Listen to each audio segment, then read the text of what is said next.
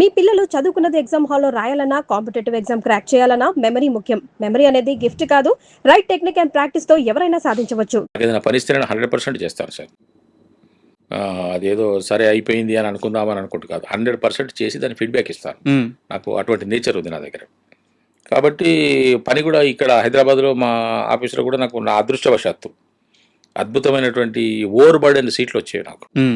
మరి నన్ను కోరుకొని వేసేవారా? లేకపోతే అవి నన్ను కావాలనుకొని మురళీధర్ నాకు రావాలని అనుకునే ఆ సీట్లు తెలియదు కానీ చేసే అవి నాకు వచ్చేవి.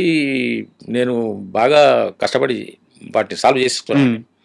ఆ విధంగా నాకు పనిచేయడం బాగా అలవాటు. రిటైర్ అయిపోయిన తర్వాత ఒక్కసారిగా నాకు చేతిలో పని లేదు. ఏం చేయాలి అని చెప్పేసి అని లైబ్రరీకి వెళ్ళేవాడిని. ఖైరతాబాద్ లైబ్రరీలో 1 గంట 2 గంటలు కూర్చునేవాడిని. ఆ తర్వాత తోచేది కాదు. మళ్ళీ బయటకు వచ్చేవాడిని. బయటకు వచ్చేసి వీధుల్లో తిరగడం నాకు ఇష్టం లేదు, ఉండదు. ఎక్కడ కూర్చోవాలి, పని చేయాలి. పని లేకుండా తిరగడం కరెక్ట్ కాదని అనిపించేది. కానీ ఏం చేయాలి, దొరకదు, పని దొరకదు. నేను కొన్ని సందర్భాల్లో అంటే మొట్టమొదటిసారి మీకు చెప్తున్నా, మీరు రైల్వే స్టేషన్లో ఎందుకు కూర్చునే వాళ్ళనంటే, నన్ను ఎవరైనా పిలిచి సార్ ఇక్కడ మీరు కౌంటర్ మీద కూర్చోండి, మీకు ఒక పూట కొన్ని గంటలు కూర్చొని మీకు ఇంత అమౌంట్ ఇస్తాం, కూర్చోండి, లేకుంటే మీకు టైం పాస్ కన్నా కూర్చోండి సార్ అని పిలిస్తే నేను వెళ్ళి కూర్చుందామని అనుకునేవాడిని. పని లేక వాళ్ళకన్నా పని చేసి పెడతాం కదా, నాకు టైం పాస్ అవుతుంది, వాళ్ళకి పని చేసి పెట్టావని. కాక ఏం చేసేవాడు సార్, నేను పుస్తకాలు చదివే అలవాటు నాకు. ఒక 2 బుక్స్ పట్టుకొని రైల్వే స్టేషన్కి వెళ్ళేవాడిని. స్టేషన్లోకి వెళ్ళి కూర్చోవాడిని. గంటలు కూర్చునే వాళ్ళు. మరి ఏం చేయాలి సార్, పని లేదు కదా. 1 గంట వరకు నాకు ఎవరి దగ్గరికి వెళ్ళి కూర్చునే అలవాటు లేదు.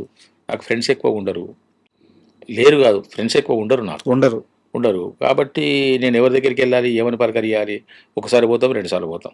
ఏదైనా షాప్కి వెళ్తే కూడా కిరాణా స్టోర్ వాళ్ళు తెలుసు కాబట్టి వాళ్ళ దగ్గరికి వెళ్ళినా, లేకుంటే ఇంకేదో ఒక ఫ్రెండ్ షాప్ ఉన్నది తెలిసినా వెళ్ళినా కూడా ఒకసారి 2 సార్లు వెళ్తాం, ఒక పావు గంట 1 గంట కూర్చొని కడతాం. కానీ మనకు గంటలు కావాలి కదా టైం పాస్. అందువల్ల నేను ఎవ్రీడే సార్ 6:30కి నేను రవీంద్ర భారతిలో ఉండేవాడిని. ప్రోగ్రామ్ ఏదైనా ఉండని 9 o'clock వరకు స్పెండ్ చేసేవాడిని అక్కడ. హాయిగా మనస్ఫూర్తిగా స్పెండ్ చేసేవాడిని.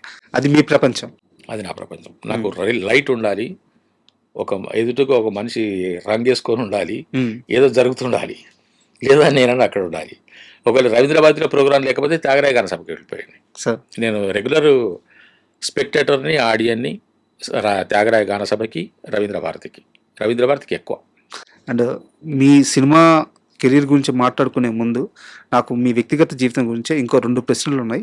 అవి పూర్తయిన తర్వాత మనం సినిమా ప్రయాణం గురించి మాట్లాడుకుందాం. మీ కాలుకుండే ఆ షూ కానీ, లేదా ఇప్పుడు మీరు వాడే కాస్ట్లీ షూ కానీ, రేటన్స్ అంటే ఇప్పుడు ఒక షూ కొనాలంటే ఎంత పెట్టుకుంటారు మీరు? ఇప్పుడా బాగా అత్యధిక ధర చెప్పండి.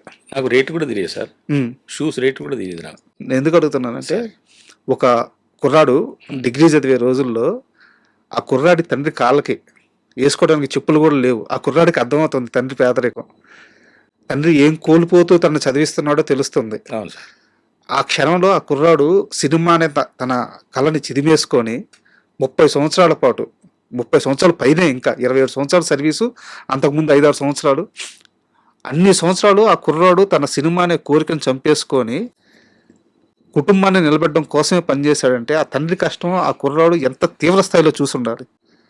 మీ నాన్నగారి కాళ్ళకి చెప్పులు లేకుండా నడిచిన క్షణం మీరు చూశారు. మీ నాన్నగారి గురించి చెప్పండి.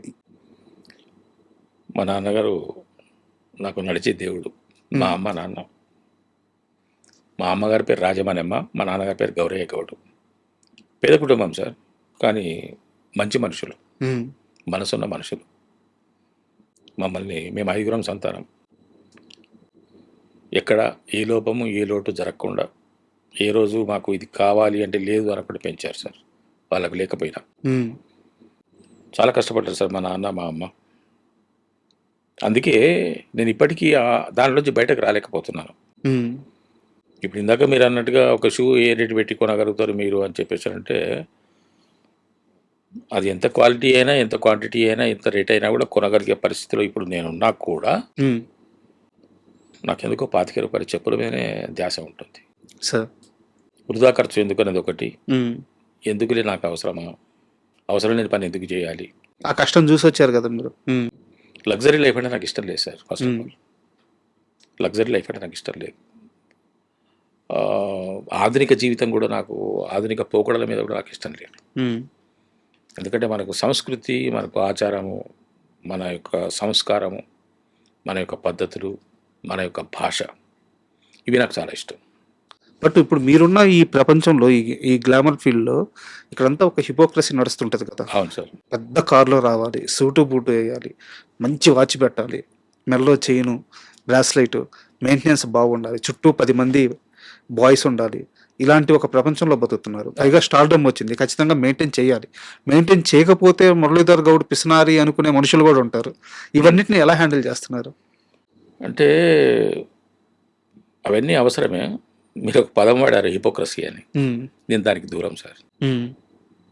నేను హిపోక్రసీని దగ్గరికి రానివ్వను. నేను వాస్తవంలోనే ఉంటాను. సార్. వాస్తవంగానే ఉండాలనుకుంటున్నాను. ఎందుకంటే వాస్తవమే వాస్తవం కాబట్టి. సూపర్.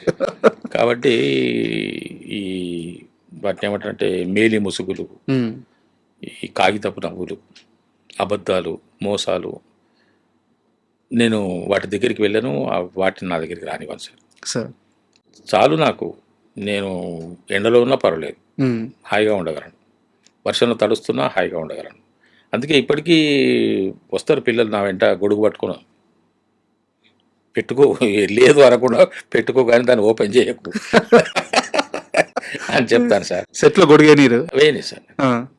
ఎవరైనా ఏమైనా అనుకుంటే మీరు అన్నట్టుగా అదేంటి గొడుగు కూడా లేదా ఆయనకు అనుకోకుండా ఉండడం కోసం అని చెప్పేసి చేతిలో పట్టుకుంటాడు అంతే. ఆ! ఓపెన్ చేయొద్దు దాన్ని, అవసరం లేదు. ఎంత దూరమైనా నేను నడిచి ఎండలో వెళ్తా. ఆ! నేను వెళ్తాను సార్, అలాగే వెళ్తాను నేను గొడుగు పట్టుకొని. నేను ఇక ఏవో రకరకాలుగా మీరు అన్నట్టుగా ఇప్పుడు ఇవన్నీ అంగులు ఆర్భాటాలు చేయాల్సిన అవన్నీ నేను చెయ్యను సార్. హ్మ్. చేయాలి, సామాన్యంగా చేయాలి, చెయ్యాలి. కానీ నాకు వద్దనిపిస్తుంది. కారు కొనలేదా?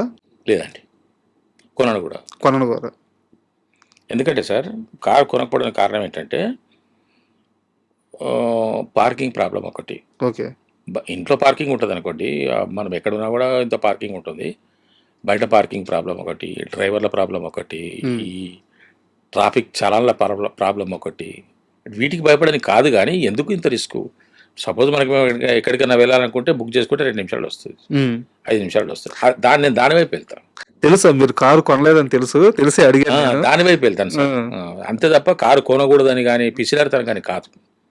ఇప్పుడు అనవసరంగా నేను ఏది అనవసరమైన పని చేయను సార్. నా వరకు నేను సార్. అవసరం అనుకుంటే తప్పకుండా చేద్దాం. దానికి ఎంత ఖర్చు అయినా ఏ విధంగానే వెళ్దాం. హ్మ్. కానీ అనవసరమైనటువంటి పని అవసరంగా చేయకూడదు. ఇప్పుడు మీకు అంత అవసరం లేదు అని మీరు భావిస్తున్నారు. అంతే సార్. హ్మ్. అవసరం అనుకుంటే కొనుక్కుందాం. హ్మ్. ఎందుకు సార్? ఇప్పుడు జీరో ఇన్వెస్ట్మెంట్తో డబ్బులు మన దగ్గర డబ్బులు ఉండాల్సిన పనే లేదు సార్. ఇప్పుడు జీరో ఇన్వెస్ట్మెంట్ దాకా ఎందుకు సార్? ఈ రోజు మీరు తలుచుకుంటే గట్టిగా 10 రోజులు షూట్ చేస్తే కారు వచ్చేస్తుంది అనుకుందాము. కానీ నాకు అవసరం లేదని నాకు అనిపిస్తుంది ఆ. కదా సార్. అయితే ఇది ఒక ఉదాహరణ. అంటే మీరు కొన్ని విషయాలు నేను చెప్పకూడదు అనుకున్నాను సార్. ఎందుకంటే నా వ్యక్తిగత జీవితం గురించి, నా యొక్క లైఫ్ స్టైల్ గురించి, నా యొక్క సహజ సిద్ధమైన నా స్వభావం గురించి, నా లక్షణాల గురించి చెబితే బాగుంటుందని ఒక్కోసారి అనిపిస్తుంది. చెప్పుకొని లేనిపోని అంటే ఇతను ఇలాగా ఉంటాడా మరి ఇది అని అనుకుంటారేమో అని చెప్పేసి ఒక దాంతోని చెప్పాలంటే లేదు సార్, నాకు ఈ ఇంటర్వ్యూలో కావాల్సింది మీరు చేసే సినిమాలు, ఆ సినిమాల కలెక్షన్లు. నాకు ఇది కాదు కావాల్సింది. మీరు ఒక పరిపూర్ణమైన జీవితాన్ని చూసిన మనిషి. అవును సార్. ఇంత సీనియారిటీలో, ఇంత ప్రయాణంలో మీరు నేర్చుకున్న విషయాలు చెప్తే 10 మందికి ఉపయోగపడుతుంది. నేను వాస్తవంగా ఉండాలనుకుంటాను రాజా గారు. సార్. వాస్తవంలోనే బ్రతుకుతాము, వాస్తవంగానే ఉందాం అనుకుంటాను. నాకు 4 జతల బట్టలు కావాలనుకుంటే 4 జతల బట్టలే కొనుక్కుందాం సార్. మనము నేను హోటల్లో కూడా కొన్ని ఉన్నాయి సార్. చెప్పండి చెప్పండి ప్లీజ్. నేను ఇంతవరకు పబ్ అంటే ఏంటో నాకు తెలియదు సార్. ఎప్పుడు బాగాలేదు. ఎవరు భర్త మహాశైలకు విజ్ఞప్తి సినిమాలో ఒక సీన్లో రవితేజ గారు, సునీల్ గారు, నేను, వెన్నెల కిషోర్ గారు, ఈ నలుగురి కాంబినేషన్లో పబ్లో ఒక సీన్ ఉన్నది అని అంటే ఆ రోజున వెళ్ళాను నేను. పబ్ అనేది ఇలా ఉంటుందని చెప్పేసి అని అప్పుడు తెలిసింది నాకు. అంతవరకు నాకు పబ్ తెలియదు సార్. ఆ తర్వాత మళ్ళీ నేను ఎప్పుడు వెళ్ళలేదు. అది కూడా షూటింగ్ కోసం వెళ్ళిన పబ్బే తప్ప, అది కూడా మా సీన్ వరకు చేసి మేము బయటకు వచ్చేసినాం. ఉదయం 7 o'clock రమ్మన్నారు, 7కి వెళ్తే 11కో 10:30కో బయటకు వచ్చేసాం అంతే. అలాగా నేను ఈ ఆడంబరాలకు కానీ, ఈ పోకడలకు కానీ, లేని దాన్ని నెత్తి మీద పెట్టుకోవడానికి కోసం కానీ నేను వెంపర్లాడను. నాకు అది వద్దు అనిపిస్తుంది సార్. అవసరం అనుకుంటే వెళ్దాం అంతే. ఇంకా హోటళ్ళల్లో ఐటమ్స్ రేట్స్ కూడా నాకు తెలియదు. ఎప్పుడు భోజనం చేయలేదు. ఒక దోశ ఎంత రేటుకు దొరుకుతుంది, ఒక భోజనం ఎంత రేటుకు దొరుకుతుంది. ఇప్పుడు మామూలుగా పిల్లలు బిర్యానీలు అవి ఇవి అంటారు, కుండి, హండి, బిండి అంటుంటారు. అవి ఏంటి కూడా నాకు తెలియదు సార్. ఇప్పుడు దాకా హోటల్కి వెళ్ళలేదా? వెళ్ళలేదు సార్. అందుకే ఎవరైనా హోటల్కి వెళ్దామంటే నాకు భయం వేస్తుంది. అసలు ఎక్కడికి వెళ్తారో, ఏడ కూర్చుంటారో, ఏం చెప్తారో, వారు ఇస్తారో అని చెప్పి ఎవరు ఉంటే వాళ్ళని పట్టుకొని వెళ్ళిపోతా. వాళ్ళు చెప్తే సరే మీరు ఏం తింటారు సార్ అంటే మీరు ఏది చెప్తే తింటారు సార్ అంటారు. మీరే తింటారు చెప్పండి, అదే తింటాను అంటారు. అంటే ఇవన్నీ చెప్పుకోకూడదు బయటకి. మీరైతే వెళ్ళరు? నేను వెళ్ళాను సార్, వెళ్ళారు. హాయిగా నా మిస్సెస్ నేను అప్పుడు కూడా ఇప్పుడు కూడా నా మిస్సెస్ లేకపోతే నేను హాయిగా శుభ్రంగా అన్నం వండేసుకుంటాను. ఈవెన్ నవ్ ఆల్సో అన్నం వండేసుకుంటాను. కర్రీస్ ఫోన్ చేస్తే మా హోటల్ ఒక అతను మా ఫ్రెండ్ ఉన్నాడు, పంపిస్తాడు కర్రీస్. సార్ పెరిగి ఇంట్లో ఉంటుంది అంతే. అండ్ ఇంకొక చిన్న సంఘటన ఉంది సార్, దాన్ని మాట్లాడుకున్న తర్వాత ఇంక సినిమాల్లోకి వెళ్దాం. ఒకానొక సమయంలో 10 రూపాయల అప్పు కోసం ఇంట్లో 10 రూపాయలు కూడా లేని పరిస్థితి. ఆ 10 రూపాయల అప్పు కోసం తెలిసిన బంధువుల ఇంటికి వెళ్ళి అప్పు అడగాలా వద్దని వాళ్ళ కాంపౌండ్ బయట నిలబడిపోయిన క్షణం ఉందంట. ఉంది సార్. అదే కాంపౌండ్లోకి రేలంగి వెంకటరామయ్య గారు వచ్చారు. అవునా? నేను మొట్టమొదటి సినిమా నటుని చూశానంటే రేలంగి వెంకటరామయ్య గారిని. సార్ అది 1963-64 ప్రాంతంలో సిద్దిపేటలో. నేను నా వయసు అప్పుడు 7 ఏళ్ళో 6 ఏళ్ళో 8 ఏళ్ళో ఉంటుంది. నేను మొట్టమొదటి నటుడిని చూసింది రేలంగి వెంకటరామయ్య గారు. ఆ కాంపౌండ్లోకి, ఆ బంగ్లాలోకి, అంటే ఆ బంగ్లా మా బంధువులది. బంధువులు అంటే బంధువులకి కూడా కాదు చెప్పుకోవడానికి, మా కులస్తులది. కాకపోతే మేమంటే వాళ్ళకి ప్రత్యేకమైన అభిమానం అని నేను చెప్పుకుంటాను సార్.